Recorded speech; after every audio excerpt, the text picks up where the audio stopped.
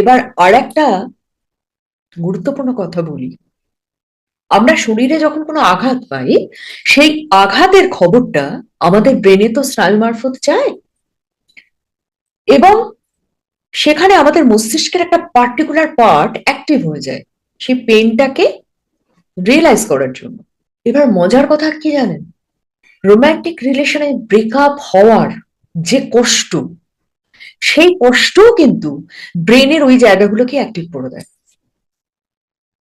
মানে একটা মানুষ শারীরিক যন্ত্রণায় যতটা যন্ত্রণা পান, ব্রেকআপের যন্ত্রণাতেও ঠিক একই রকম যন্ত্রণা তিনি কিন্তু অনুভব করেন।